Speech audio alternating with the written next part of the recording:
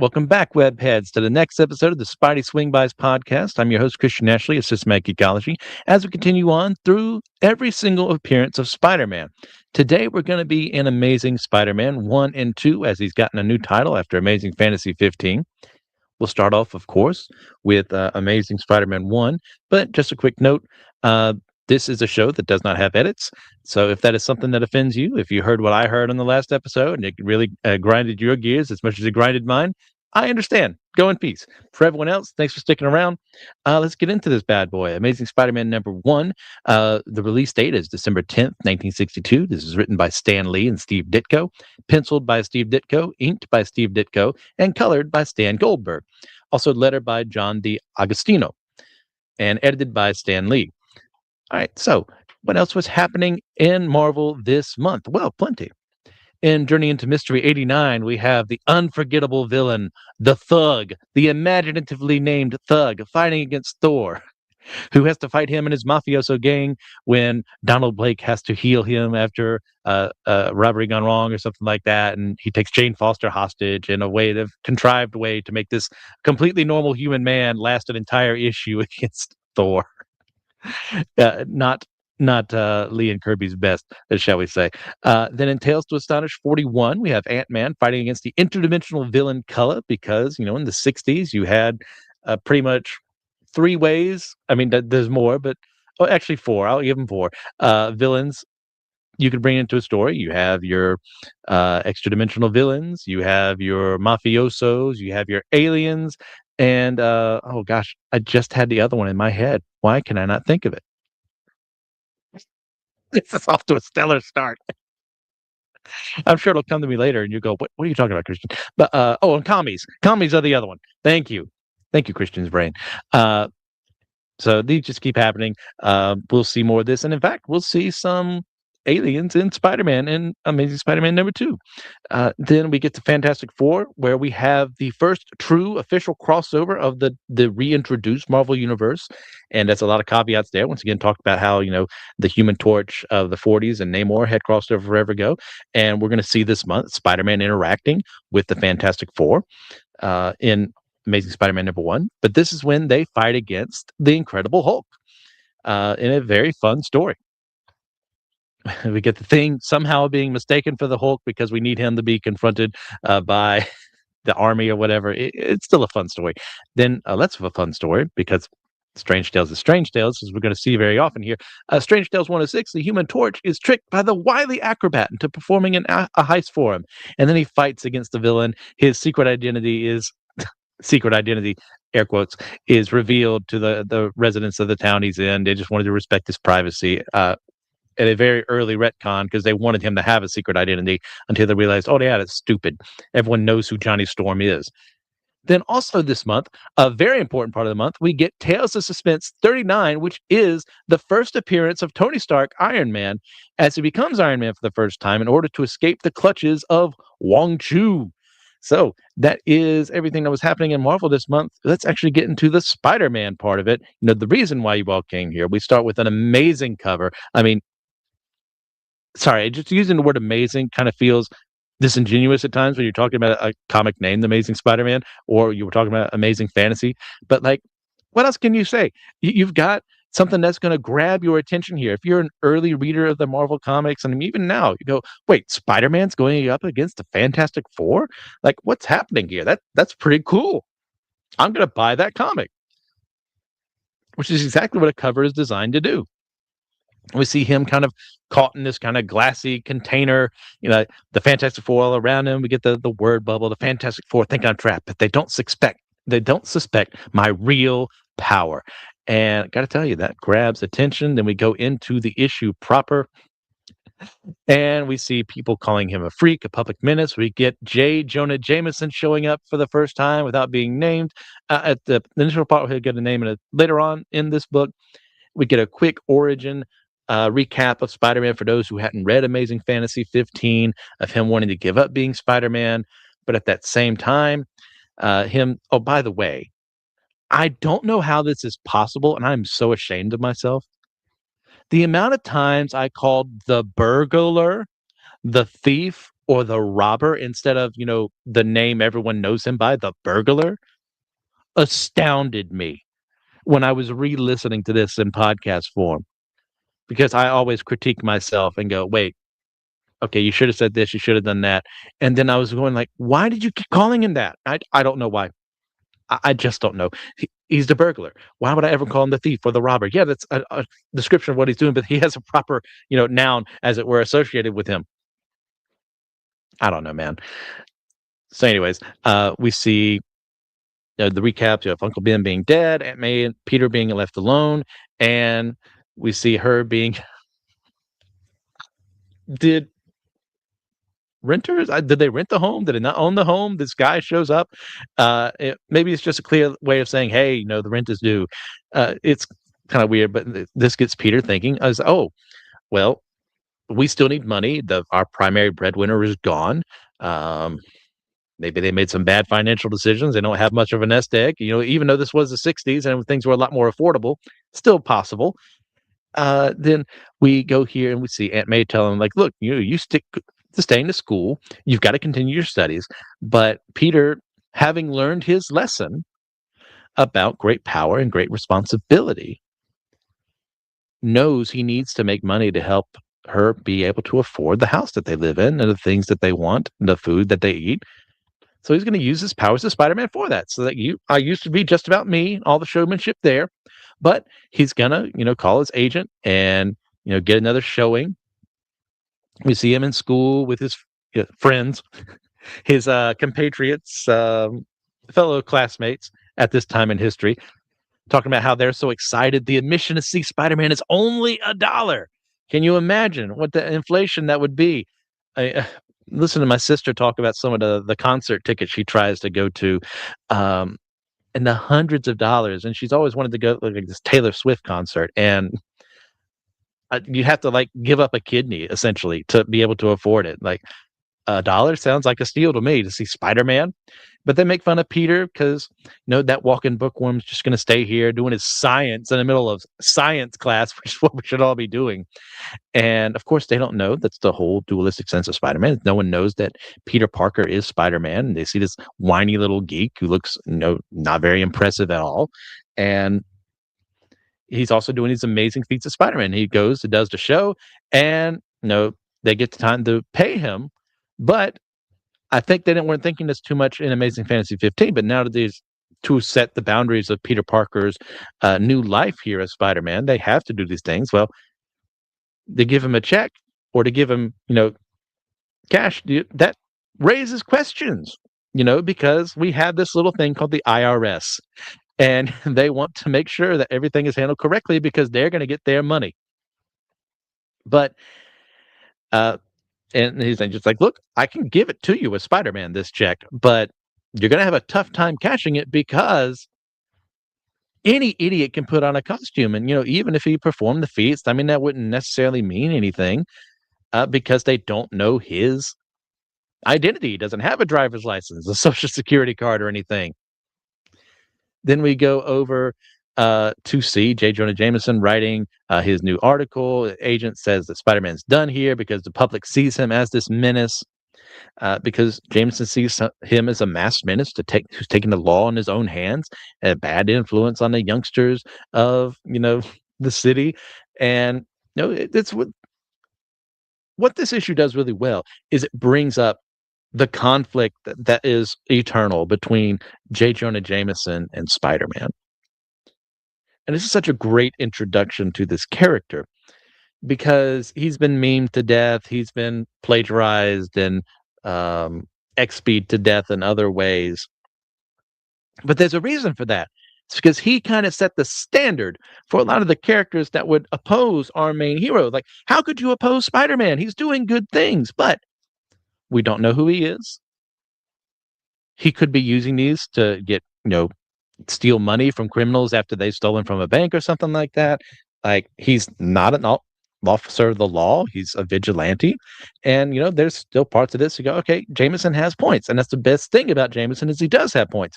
And written well, he can keep those points. But as we'll see over the history of Spider-Man, he's not always written well. Sometimes he's a buffoon. Sometimes he's too egotistical for his own good. And like, yeah, there's an egotism too, Jameson, but not too much, not in a stupid fashion.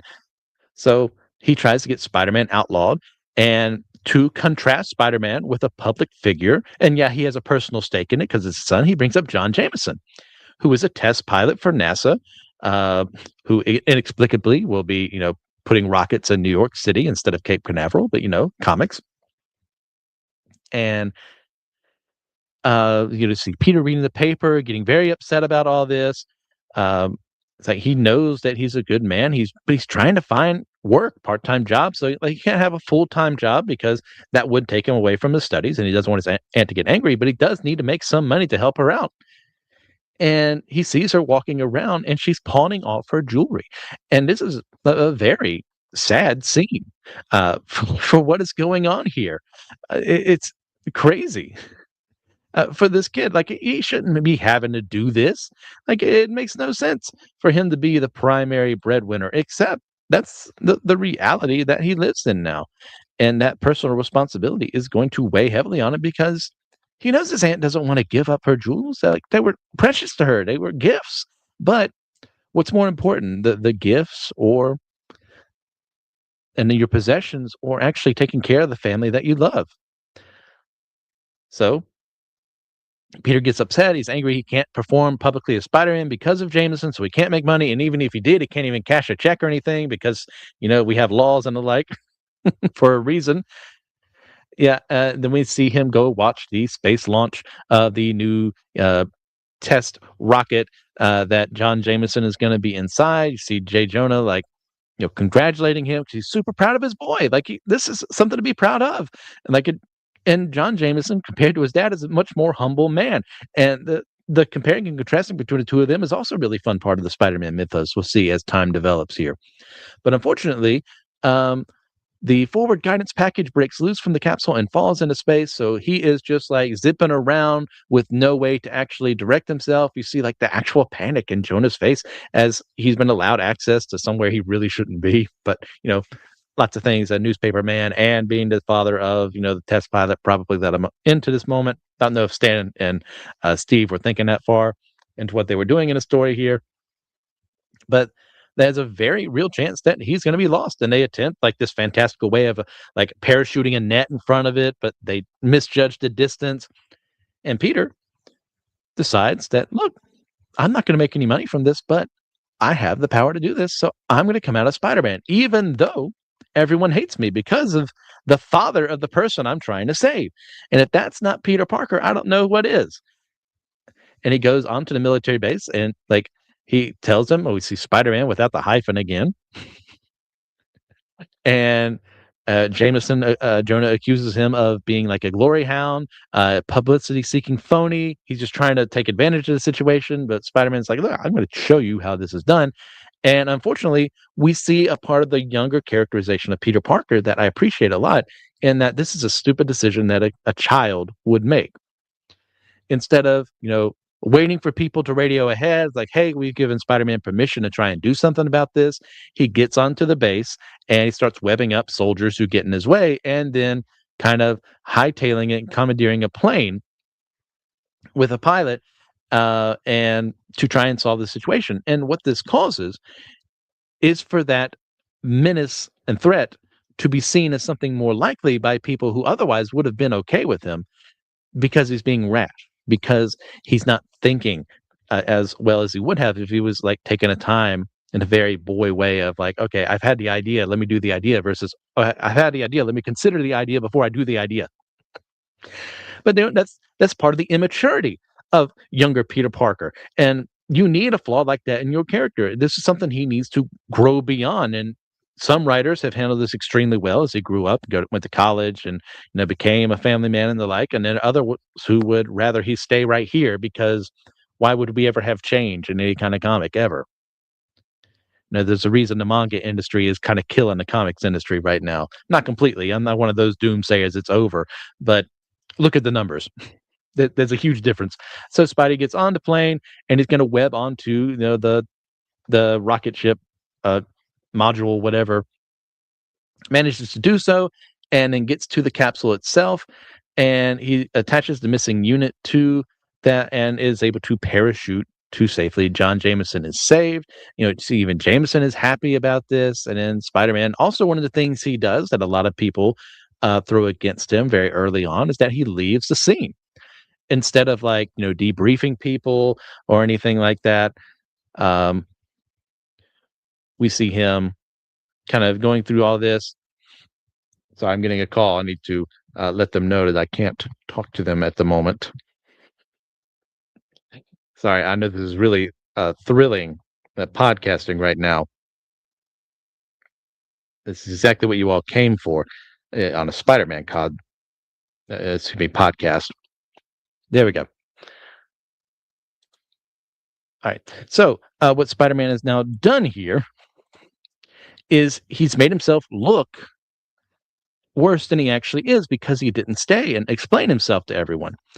And this is also the rashness of youth, thinking, well, I shouldn't have to explain myself. I did the right thing, and he did the right thing. But he went on to a military base. Yeah, he kind of had permission to do so, but he didn't explain himself then. He kind of just forcefully commandeers this jet. Yeah, the pilot agreed to do it, but like everyone else doesn't really know what's going on. He saved the day, but unfortunately, because he didn't explain himself, Jameson is then open to say in the next paper that Spider-Man be arrested and prosecuted because there's no evidence that he didn't sabotage the craft so that he would look like the hero. And yeah, he broke into a military base because, he didn't wait for everything to be done correctly because he was just thinking so rashly about what's going on.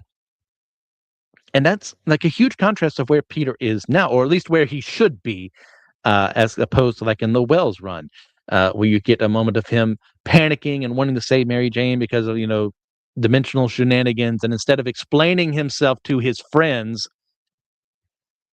he goes off on wild things and he doesn't wait for people who know better because he's not thinking rationally because the writing needs him not to think rationally versus him actually being this way, which is where he's at now.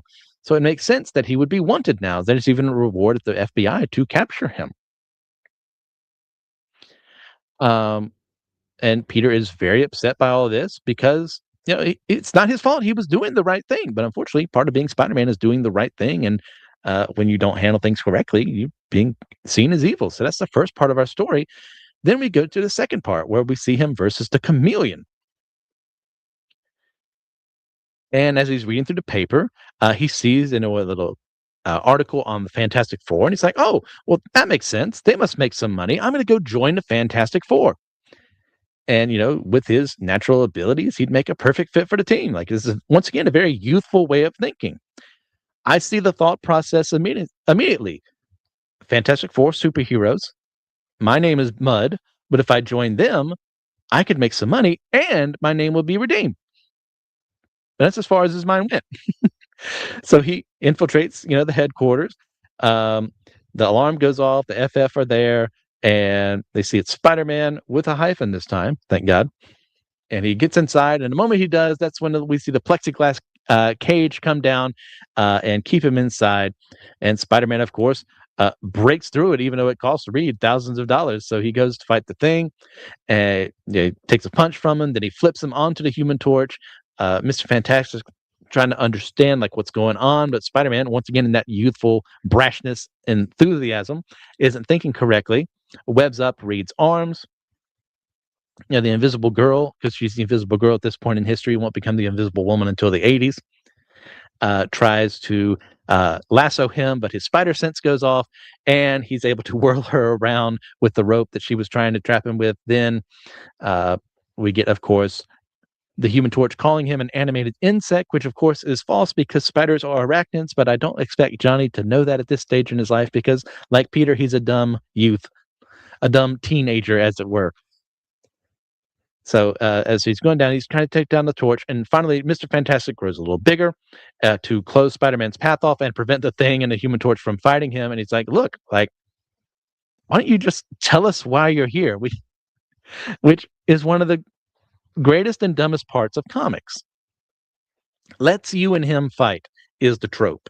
where you need your heroes to fight because it looks cool, because you want your readers to be engaged with that. So you need to contrive a reason why someone would fight one another. So this one's not as bad an example because of the time period that we're in. Peter Parker does not think as well as he would later on in life, and whereas less excusable. Here, he's a brash teenager. He doesn't understand, that he needs to explain himself just because he's had the idea. Other people can't think the same way you do. That's a huge part of growing up. You need to explain yourself to people. Reed, actually being the adult, manufactures a scenario to where he explains, can ask Spider-Man why he's there. And that's when he says, I want to be a member of the Fantastic Four. So I was going to give you a demonstration of what I could do. And he then asks him how much the job pays. Well, we get, unfortunately for him, at this period of time, the Fantastic Four are a nonprofit. And everything that they do make off of Reed's scientific research goes into more scientific research. And they also kind of question him, like, look, aren't you also wanted by the police? Like, you shouldn't really want to be here. So Spider-Man, of course, still being that extremely impetuous, brash youth, then Webb swings away. And, Sue tries to, reach out to him, be like, hey, like, don't go yet. And unfortunately, he doesn't hear her in this reality. And of course, in What If 1, we're going to see the reality where he actually hears her in time, comes back and becomes a member of the Fantastic Four, now Fantastic Five. Well, this is an easy way that could have happened. But in this reality, that doesn't happen. And over the years, Spider-Man is going to become essentially the fifth member of the Fantastic Four, outside of like She-Hulk, or I was trying to think of someone who's been there for a while. Crystal sometimes, Medusa sometimes. But really, it's Peter and the Four. And they become a family over the years, and it starts right here. And I love their relationship so very much because it starts off on misunderstanding here, and yet along the way they learn to appreciate him. He learns to appreciate them. There's a mutual love there. Like Sue has pretty much become his big sister in many respects, and Johnny is his kid brother, even though they're practically the same age. I think so. Yeah, I think they're both 16 at this point in time. Comics, who knows with all that madness. So, like, there's something that could have happened, and Thing at this point is still as very cantankerous as he is, so he doesn't want Spider-Man there. Sue wants him there. Reed's like, okay, well, he's not going to join us, but we're going to hear more about him. I think there's something in his future. And that's when we move over to the Chameleon, who is our villain for this part of the comic. And we see him, that very classic design of you don't see his face. He's got the goggles for no reason, and the masks he can just make from anywhere. That as soon as he puts them on, he's that perfect shape of everyone else. And he's there to get some secrets away that the Iron Curtain countries will pay a fortune for these plans because, commies. He hears the news broadcast of why Spider-Man visited the Fantastic Four, and like they don't snitch on him. They say no comment because, they're still considering themselves. The police commissioner thinks it's nonsense that Spider-Man would want to be a member of the Fantastic Four. So knowing that Spider-Man is not seen as, good by everyone else, the Chameleon then goes out and sends a signal, somehow knowing that he has a spider sense, because Spider-Man has the powers and instincts of a spider. So I will send him a message that only his spider senses will be able to pick up. So he tells him to meet him on the roof of Lark Building at 10 tonight. It's going to be very profitable for you. So Peter is like, okay, that's weird. And then the Chameleon has made a Spider-Man costume for him and has somehow managed to replicate his webbing with a web gun, which is super obvious compared to the web shooter Spider-Man uses. But I'll cut him a little slack because this is still early on in his career. So with all that in mind, he tries to get away. And when Spider-Man arrives at that time, exactly, the police see him thinking that he stole the plans that the Chameleon stole. And we get some early installment weirdness, as it is, of Spider-Man using his spider senses to attune to the frequency of the ship that he needs to go to. And this is bull. This is absolute and utter bull. Like, yeah, this is going to be used in frequent ways because they're still figuring out his power set right now. So I'll cut him a little slack. But the fact that Chameleon knows how to contact him with a spider sense signal, and the fact that he can use it this way, it's bull. And this will thankfully I'm sure someone has retconned it along the way and explained it out, but yeah. So he goes over to the submarine and the helicopter where the Chameleon is trying to get the plans out, and he manages to take the Chameleon out of the helicopter. And before he can hand him off to the police, he manages to escape with a smoke bomb, and he pretends to be one of the policemen. And there's this tension between the police and Spider-Man, between like who's real, who's not, and the Chameleon is eventually found out. Um, when Spider-Man gets away, about to be captured by the police, and they notice that one of their officers has a Spider-Man costume underneath his police uniform, and he is then taken into custody. And of course, we get the sad scene about with Peter of like running away, and nothing turns out right. I wish I had never gotten my superpowers, and that's such an amazing part of the Spider-Man mythos is the guilt that Peter feels for not doing what he should have done when the thing was right. But then when he does the right thing, things very rarely turn out well for him because something inevitably will go wrong. And in a moment like this, that's handled extremely well. And then once again, there'll be people later on, other writers who handle this very poorly. But the contrast between the person who's doing the right thing, the good thing, and yet they're not being rewarded for it is great. And we see the Fantastic Four, hearing about what Spider-Man has done and how they may have to not worry about him anymore. He may have given up, but like Reed's like, no, no, we're going to see more Spider-Man because yes, it's just the first issue, baby. And what an issue indeed. So where to go from here? The crossover. Let's get to that part. That's my favorite part of this. I love my team up books. I love when heroes interact with each other. And this is perfect because it showcases each of these teams. The Fantastic Four are still figuring themselves out. They're only 12 issues into their run. And this is only the second appearance of Spider-Man.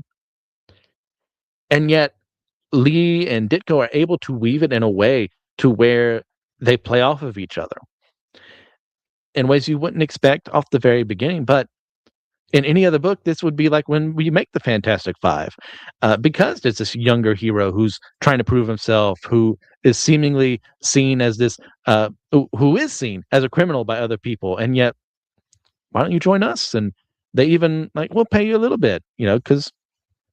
And when he explains the situation to them, as we see in What If 1, and that makes perfect sense to me, why they would do that. Now, in regards to everything else there, the fight we get between them, Spider-Man always fights above his weight class. And yeah, he doesn't actually beat the Fantastic Four here, but he puts them on the ropes. And this is a time too when they're not as as strong as they would end up being because other writers would come and like introduce new powers. Like Sue is the most powerful member of the Fantastic Four, bar none. You can make arguments for the other ones. Like the Thing is the physically strongest one, but Sue is the one who can kill people if she really wanted to quite easily. Like removing their ability to breathe oxygen, the force field she can bring up, that could sever things if she really wanted that to be done. But the good thing is, it's a good person who has these powers. She only uses them when she needs to. Mr. Fantastic doesn't understand all the capabilities of what he can do with his powers yet. The Thing doesn't know all of his capabilities yet. The Torch, same thing. So there's enough there where it doesn't feel off that Spider-Man is not really winning against them, but is able to hold his own against four people at once because they're not as cohesive a unit yet. So it doesn't make them look like idiots or fools or weak just for him to be doing what he's doing. As opposed to what some people would argue happens like in Secret Wars, I think number 3, when Spider-Man like handily beats the X-Men in a very one-sided bout. And I'm more on the side of him winning that one, but I see where people are going. Like, how could he beat all of them at once so quickly? It's handled in the comic well. We'll get there when we get there forever from now. But yeah, I love a shared universe. And I love seeing our characters interact this way. So that's it for the crossover part. A Chameleon as a villain. Yeah, this is not the greatest showing of Spider-Man's first villain, but you know what? It's effective enough. It does the job. And we see the Chameleon has some great capabilities. Seeing a spy character who is able to, just weave his way seamlessly from one role to the other is really fun. That's engaging. He is of his time. Like, of course, if you were a spy, who would you be working for? You'd be working for the Russians. Like, he doesn't mention them out loud, but you say Iron Curtain, everyone knows what you mean. So yeah, he's effective enough. It's not the most compelling story in the world when it comes to his part versus the Fantastic Four stuff and the beginning narrative, but it's fine. The supporting cast as well. The introduction of J. Jonah Jameson is genius.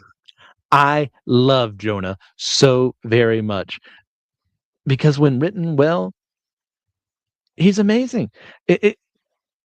Seeing him as this person, you can understand why he would think the way he does. Yeah, we know in our heart of hearts that Peter Parker is a good man when he's Spider-Man, but he doesn't know that. It could be anyone under that mask, as opposed to like the Fantastic Four. They show who they are. They reveal their true faces to the world. But you, why are you hiding? Why do you need the mask? Are you really a criminal? Are you just doing this to be showboaty? Like, yeah, you saved my son, but like, was it really because you want to be a good guy or because you wanted people to look at you? Because you started off, by the way, on all these shows showcasing your power, and seems kind of interesting that you'd do that, and now suddenly you want to be a hero. Yeah, Jonah is a very misunderstood character by a lot of people, but when you actually get into who he is and actually understand the motivations for why he does what he does, and we'll see more as time goes on, um, you get a real human character out of him in a way that few antagonists can get at times. And yeah, Jameson is one of Spider-Man's greatest antagonists. Like, I'd put him up there. Yeah, he's mellowed out over the years once he actually, spoilers, has learned Peter Parker's identity and actually assisted him in many ways, but he's still Jonah. He's still cantankerous. He's still my way is the right way. And you know what? He works perfectly that way. And of course, we get a small scene at the school with Flash and Liz and a couple of the other kids. They're not that fleshed out yet. They're more caricatures to show like how regular teenagers were seen at the time versus Peter. That's effective enough. So without any more, let's just go into Amazing Spider-Man #2. I forgot to write down the release date for this. We get story 1, Duel to the Death with the Vulture, and story 2, The Uncanny Threat of the Terrible Tinkerer. This is written by Stan Lee and Steve Ditko, penciled by Steve Ditko, inked by Steve Ditko, lettered by John Duffy and Artie Simek, and edited by Stan Lee. So what else was going on in Marvel this month?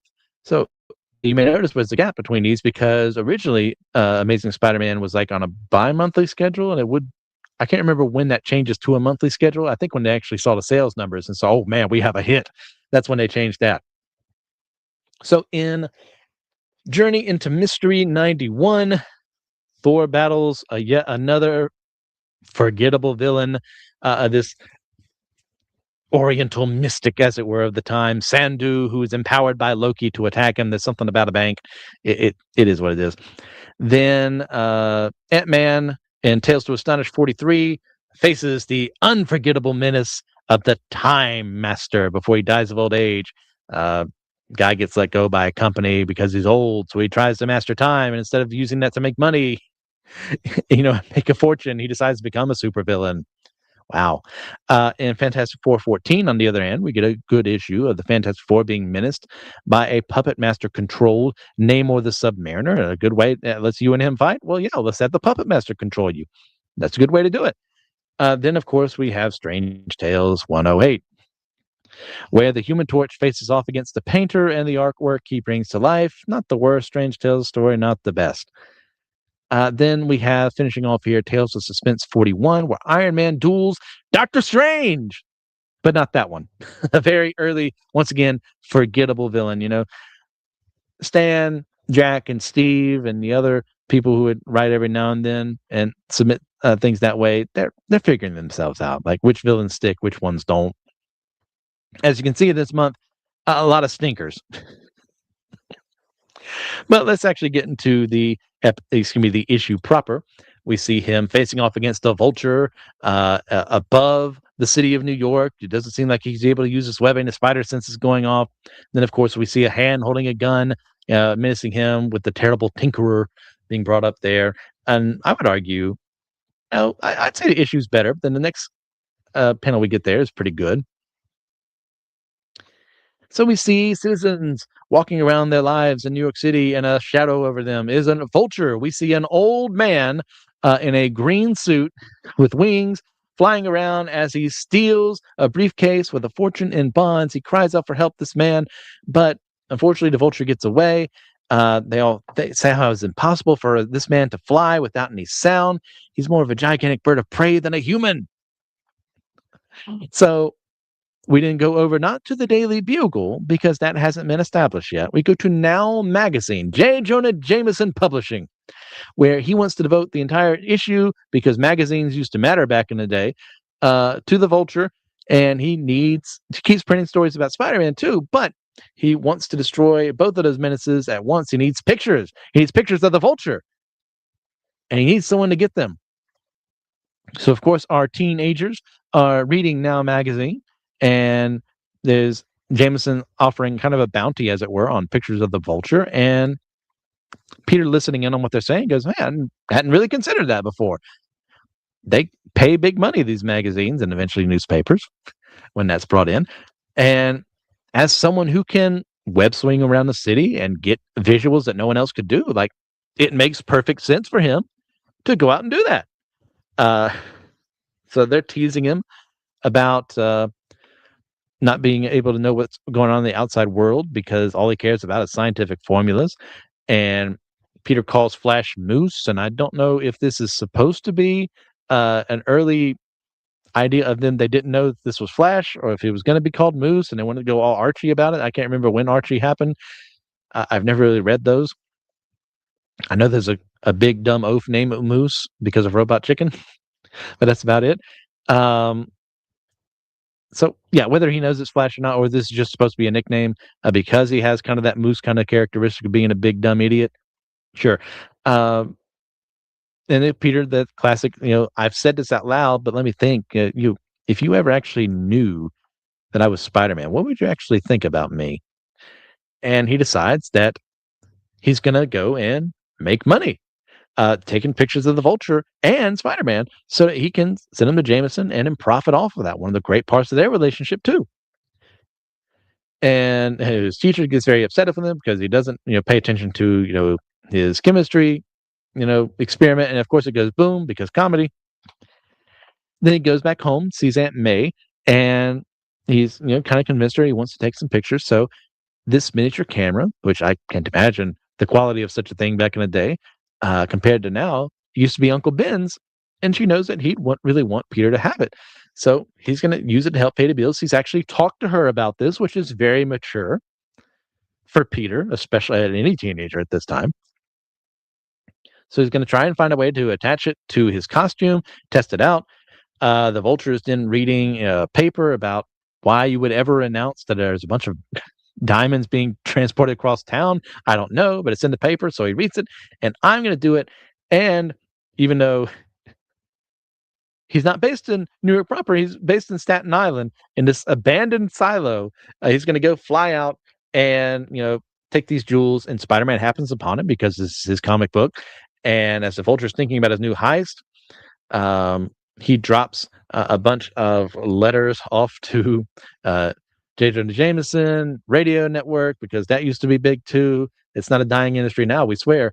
And the police chief about, hey, I shall steal the diamond shipment from under your noses, the Vulture. And he's being actually quite literal about that. So after he's done that, Spider-Man has been stalking him this whole time. He's taken some photos, but the Vulture hears the sound, turns around, and attacks Spider-Man. And his spider sense does not go off for some reason. Who knows why? He's knocked him out, and instead of just like murdering him correctly, he just finds a water tower and then puts him inside of there, and then leaves to go steal the money. Spider-Man wakes up after having been put in the water, and he can't climb up because this is still early Spider-Man. We're figuring that out. It's too slick. But what he can do is get his mind right, think things through, go down, and then leap up and out of the water tower in a very well-drawn sequence here. Like, you can't really go wrong with Ditko. What can you say about the man? I'm not an artist by any stretch of the imagination, but I can appreciate when someone is good at something. And your Ditkos and Kirby's back in the day, they were the greats. There's a reason Kirby's called king. There's a reason Ditko is held as highly as he is. So Uh, Peter realizes, oh, but one of the things that kind of happened there is he didn't have as much web fluid, so he needs to design his costume better to where he can, make a belt and then have extra things on that belt and these different pouches to help him and assist him, like including having extra webbing just in case he runs out. So in the midst of all that, we go to J. Jonah Jameson. That after Peter has called him, he's got exclusive photos of the Vulture. Get here right away, and we may have the first reference to Joe Robertson. Now, I don't think this is definitely not what they were intending, but Jonah tells Joe to have them stop the presses. And, if that's what they intended with the retcon, they've been a good one. We see a not Betty Brant as the secretary here. And Jonah is like praising Peter for his abilities. Peter says, no, I'm not going to tell you how I got them. That's like my one stipulation. You pay me and that's it. And Jonah like offers him not a job, but kind of the freelance stuff. And let's see, he's going out to where the Vulture has already announced he's going to steal the diamonds. His friends are there from the school watching this. Peter then goes away to get into costume. And as they're transferring the diamonds, you got two cops with loaded shotguns and a guy holding the money. They go over a manhole, and from that manhole swoops the Vulture, steals the money in front of them, and then flees through the sewers, the miles of sewers underneath New York City proper, to get out through a train station, and then eventually out of the subway and into the world where he has successfully gotten away. But Spider-Man is going after him, and because we're still figuring out his spider sense, if he puts his mind to it in these early comics, that means he can utilize it to detect things he wants to detect, even though that makes no sense at all. But you know what? Let's just go with it, because that's what was being presented to us.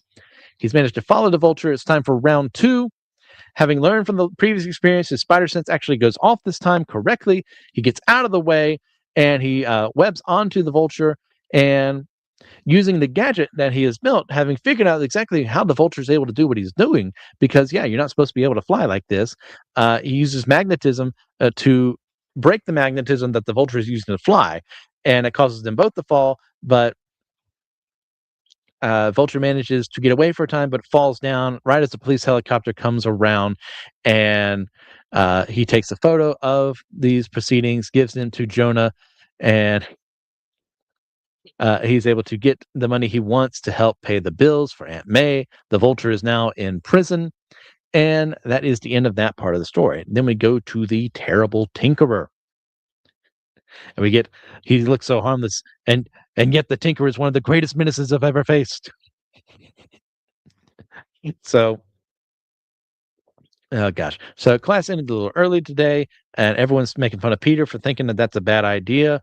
And his teacher, I believe this is Mr. Warren. You'd have to remind me again. It's been a while since I've looked that up.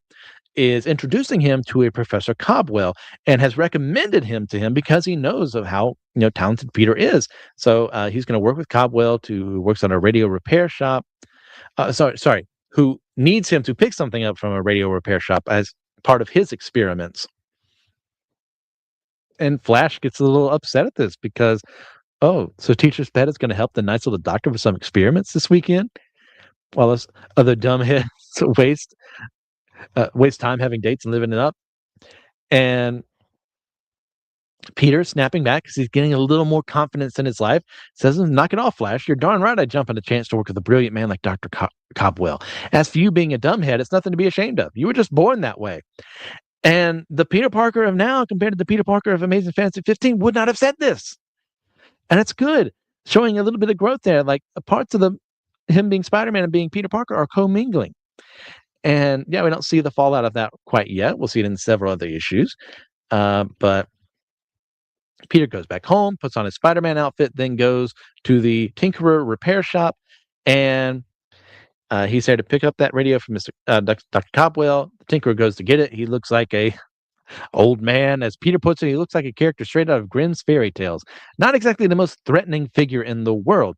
But unfortunately, Peter's spider sense goes off as the Tinkerer has gone downstairs to the basement to talk to a bunch of aliens. These green and aliens with antennae and black and purple costumes, because that's how you know they're evil. They're putting special devices in these radios so that when they repair them, they'll be able to utilize them to mess with people. And the Tinkerer comes back on top to give the radio to Peter and says, "You're only charging a dime," and that blows Peter away because that that's not a lot of money. How you make a profit off of that? But the Tinkerer brings up the point, like, "Hey, like I I give people bargains, so they get me a lot of repeat customers." Which makes enough sense, to assuage someone's fears, not so much in a business sense, but enough to like make them go, "Okay, that's fine." Um, so he brings it back to Dr. Cobwell. As they're working on the experiments, Peter's spider sense is going off even more. Dr. Cobwell has to leave to go to give a lecture, and then Peter goes off to examine the radio, and he says that no ordinary radio has a gadgets like this inside of it. So he goes off back to the Tinkerer shop to to explore it, and the Tinkerer goes through his evil plan with the aliens, as it were, and we'll learn later on that these are not actually aliens. These are actually hired actors, one of which will be Quentin Beck, the Mysterio. We'll find in a later retcon, uh, who were posing for aliens. I forget the reason. It's in the Spectacular Spider-Man issues, like in the 40s, I think. It's been a while. And the idea of being like, we implanted these devices in the radios to listen in on things, learn about their strengths and weaknesses of all Earthlings, and then attack the unsuspecting planet. Once again, of course, this is a retcon. Spider-Man's listening in on this. His spider sense goes off when the aliens is attacking him. He's able to fight against all of them until eventually he's hit in the back by the Tinkerer with a gun, a ray gun, which would have killed any normal man, but it only stunned him. So he puts him in a specimen cage instead of killing him, because even though he's the only mortal on Earth who even suspects our presence here, the only one who knows of our master plan, he must be destroyed. So why didn't we just do that? But Spider-Man has been given enough time, and we get a little nice panel of the explanation of how his web shooters work, and he's able to get out just enough to where he's able to open up the cage because there was just enough because it's not completely airtight. He takes out the aliens around him, then goes after the Tinkerer. The Tinkerer seemingly dies in a fire, but of course that's not true because comics. He then flees from the scene, and people see him doing so, and they go, "Oh, he must have started the fire because they believe in J. Jonah Jameson's words." We didn't see the aliens lifting off into space, even though once again, this will be retcon later on. The reason being is that some people don't like Spider-Man fighting against aliens, and we'll talk that in a bit. He goes back to Dr. Cobwell's place. He talks about the spaceship that he saw, and Spider-Man has found the mask that the Tinkerer was wearing. Once again, will be retcon later on, and he's got more adventures to go about. So, as compared to the last issue, not the best, shall we say. The Vulture fight is fine. It's an okay introduction for the Vulture. I'm trying to think, what do I actually have to say about that? Well, let's talk about Spider-Man fighting old men. When you expect your character to fight someone who's either a peer or maybe just a little bit older than them, and that's not what happens sometimes in early Spider-Man. Oftentimes, he's fighting someone who is older than him, and that's done intentionally. And it's the idea of youth fighting older people, the young versus the old in that regard, but also the experience of age, what's what I'm looking at, the inexperience of youth, and how sometimes the youth can't overcome that because, for all their many flaws, Stan and Steve did want their younger readers to feel like the Spider-Man was them, and someone who was figuring out the world around them, and they could find a way to actually, become active members of society in many ways and fight against things that they thought were evil. Yeah, that's great. But it gets a little ridiculous when it happens twice in the same issue. The Vulture looks like he's in his late 60s, maybe early 70s, and he's not going to make it much longer, and yet is somehow able to fly around with ease as if he was way younger than he is. It's fine. He's not the most physical threat to Spider-Man outside of his ability to maneuver around in ways he wouldn't normally be able to because of the magnetism that propels him around. So he's enough of a threat to not be like childish or lame. Yeah. Then we go to the Tinkerer, and the Tinkerer, of course, is going to be retconned immensely into being a human scientist who is very brilliant and able to, tinker, as it were, and create things that other villains rely on. And a very good retcon because he doesn't work as an alien to me.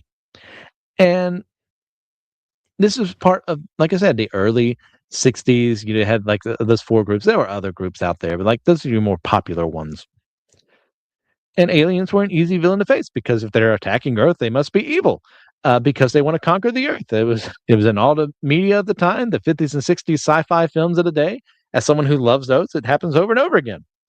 Very rarely did you have like a day the Earth stood still, where they're like the good guys who are trying to like civilize us because we're the villains. So yeah, it's fine as a story idea. And if this had only been the only appearance of a Tinkerer and these aliens, I'd have been okay. But he kept showing up, and they changed him into someone else, and that's better. So there's a portion of the fandom out there that is very against Spider-Man being in stories outside of fighting super criminals or mob bosses and the like, because they think it makes them no longer grounded. And I want to say I understand where they're coming from. I don't agree, but I understand where they're coming from because that is a more natural story for Spider-Man to be in. Is him facing off against, the Kingpin or Tombstone or Hammerhead or even someone like the Vulture and Dr. Octopus. And yeah, they're fantastical sciencey, you know, villains along that way, but they're still grounded within a science that made Peter Parker Spider-Man. I get it. But I don't agree with people who say that he can't be in a Doctor Strange story, or he can't be in a Guardians of the Galaxy story, or an Avengers story, because he's got to be just your friendly neighborhood Spider-Man um, from Queens, and he's got to stick on the Earth, and he can't go to the Dark Dimension. He can't go, to the Skrull homeworld or what have you. And I disagree completely. When those stories are told well, they add a lot to Spider-Man because he's outside of his element. Every single time he's had to team up with Doctor Strange or Brother Voodoo or Blade when he's fighting vampires and the like, he's facing an out of genre experience. And yeah, that's part of the Marvel universe, but that's part of not his normal, repartee, repertoire. Sorry. It's him facing off against like, Dracula or what have you. But it's still cool. It when told well, it's really great because it forces Peter to act beyond what he expects. Same thing with Aliens.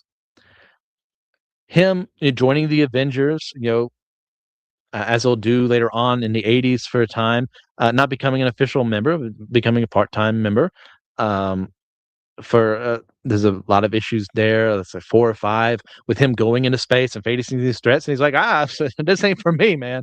And it's fine because it puts him out of his comfort zone. And much in the same way, Marvel 2-in-1 Annual 2, with him teaming up with the Thing to save the Avengers from Thanos and Adam Warlock and everything that's going on there. It forces him into a scenario he's not prepared for, and he's scared.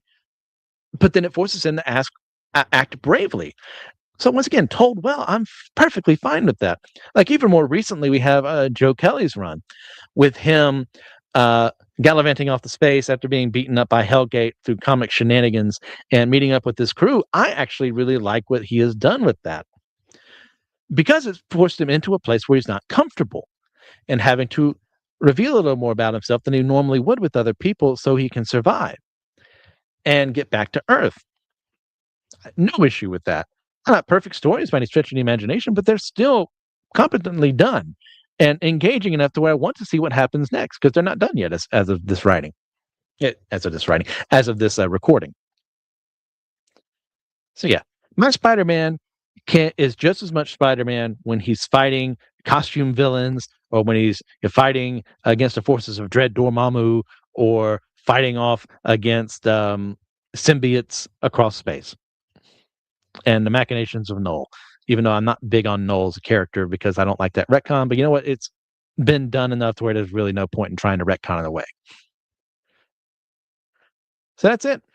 Spider-Man, Amazing Spider-Man 1 and 2 went on way longer than I thought we would, but you know what? I should know better. I like talking. So thank you all for everything that you. If you're on YouTube, feel free to leave a comment down below about something you think I might have missed, something I should have gone more on, talked about, explain more. Then as well, leave a like, share this video. If you're on podcast form listening to this, leave a 5-star review on your podcasting platform of choice. Help us with the ratings here, help us find more people. And I think that's it for me. So until next time, webheads, just remember, with great podcasts, there must also come great responsibility.